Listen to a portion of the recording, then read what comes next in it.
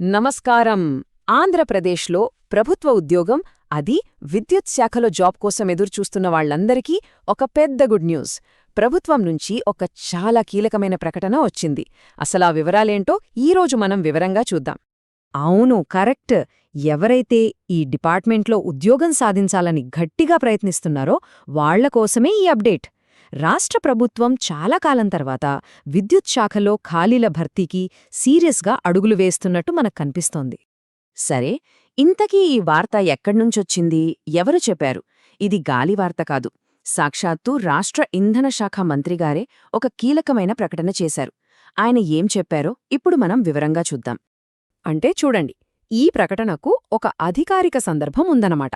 విజయవాడలో ఏపీఎస్ఈబీ engineers association dairy ఆవిష్కరణ కార్యక్రమం జరిగింది కదా. ఆ కార్యక్రమానికి చీఫ్ గెస్ట్గా అటెండైన మన ఇంధన శాఖ మంత్రి గొట్టిపాటి రవికుమార్ గారే ఈ శుభవార్తను అందరితో పంచుకున్నారు. ఇక అసలు విషయానికొస్తే మంత్రిగారు ఏం చెప్పారంటే, చాలా ఏళ్లుగా పెండింగ్లో ఉన్న అసిస్టెంట్ ఇంజనీర్ అంటే ఏఈ పోస్టుల భర్తీ మీద ప్రభుత్వం త్వరలోనే ఒక ఫైనల్ డెసిషన్ తీసుకోబోతోంది అని. సో ఇది నిజంగా జాబ్ ఆస్పిరెంట్స్లో ఒక కొత్త ఆశను నింపుతోంది. సరే, ప్రకటనైతే వచ్చేసింది, బానే ఉంది. కానీ ఏ పోస్టులు భర్తీ చేయబోతున్నారు, ఏ డిపార్ట్మెంట్లో ఖాళీలున్నాయి, ఆ వివరాల్లోకి వెళ్దాం పదండి. ఓకే, ఇక్కడ మనం రెండు ముఖ్యమైన పదాల గురించి మాట్లాడుకుంటున్నాం. ఒకటి ఏఈ అంటే అసిస్టెంట్ ఇంజనీర్, రెండోది జేఏఎల్ఎం అంటే జూనియర్ లైన్మెన్. మెయిన్గా ఈ రెండు కేటగిరీలోనే ఇప్పుడు రిక్రూట్మెంట్ ఉండబోతోంది.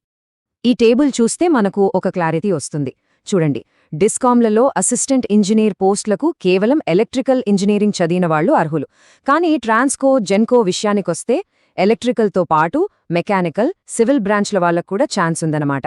ఇక జూనియర్ లైన్మెన్ పోస్టులకి సంబంధించిన క్వాలిఫికేషన్ డీటెయిల్స్ ఇంకా రావాల్సి ఉంది. సో పాయింట్ ఏంటంటే, చాలా బ్రాంచ్ల వాళ్లకు ఇక్కడ మంచి అవకాశం కనిపిస్తోంది. అందరి మైండ్లో వచ్చే ఫస్ట్ క్వశ్చన్ ఇదే: నోటిఫికేషన్లు ఎప్పుడు వస్తాయి? దాని గురించి ప్రభుత్వం ఎలా ప్లాన్ చేస్తుంది? ఆ టైం లైన్ ఏంటో ఇప్పుడు చూద్దాం. సో ఈ ప్రాసెస్ స్టెప్ బై స్టెప్ జరుగుతుందన్నమాట. ఫస్ట్, ఇంజనీర్ల కొరత ఉంది అనే విషయాన్ని ఆల్రెడీ సీఎం గారి దృష్టికి తీసుకెళ్లారు. నెక్స్ట్ స్టెప్ ఏంటంటే, ఈ ఏఈ, జేఎల్ఎం పోస్టులను జాబ్ క్యాలెండర్లో చేర్చడం. ఆ క్యాలెండర్ రిలీజ్ అయ్యాక దాని తర్వాత మనకు ఫుల్ డీటెయిల్స్తో నోటిఫికేషన్ షెడ్యూల్ వస్తుంది. అంటే మనం గుర్తుపెట్టుకోవాల్సిన మెయిన్ పాయింట్ జాన్వరి 2026. మంత్రి నారా లోకేష్ గారు చెప్పినట్టు జాన్వరి ఎండింగ్లో జాబ్ క్యాలెండర్ రాగానే ఈ రిక్రూట్మెంట్పై మనకొక ఫుల్ క్లారిటీ వస్తుందన్నమాట. సరే, ఈ పోస్టులో భర్తీ చేయడం వల్ల నిరుద్యోగులకు జాబ్స్ వస్తాయి, అది మంచి విషయమే. కానీ దీని వెనక ఉన్న పెద్ద ఉద్దేశమేంటి, అసలు ప్రభుత్వ ఆలోచనేంటి, దాని గురించి కూడా కొంచెం విశ్లేషిద్దాం. ఇక్కడే ఒక చాలా ఇంట్రెస్టింగ్ పాయింట్ ఉంది. అదేంటంటే, ఇంధన రంగాన్ని ప్రైవేట్ పరం చేసే ఉద్దేశ్యం ప్రభుత్వానికి అస్సలు లేదని క్లియర్గా చెప్పింది. అంటే ప్రభుత్వ సంస్థలను ఇంకా బలోపేతం చెయ్యాలనే చూస్తున్నారు. అందులో భాగంగానే ఈ ఉద్యోగాల భర్తీ అని మనం అర్థం చేసుకోవాలి. ఓకే, ఇప్పటివరకు మనం చూసిన ఈ సమాచారం నుంచి 3 ముఖ్యమైన విషయాలు గుర్తుంచుకోవాలి. ఒకటి, ప్రభుత్వం ఏఈ, జేఎల్ఎం పోస్టులను భర్తీ చేయడానికి సీరియస్గా ఉంది.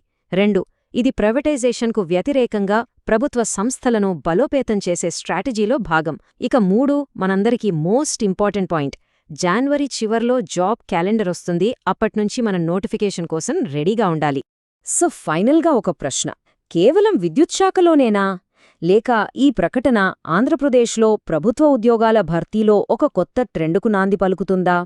ఇది నిజంగా ఒక కొత్త శకానికి ఆరంభం కాబోతోందా? ఇది మనం ఆలోచించాల్సిన విషయమే.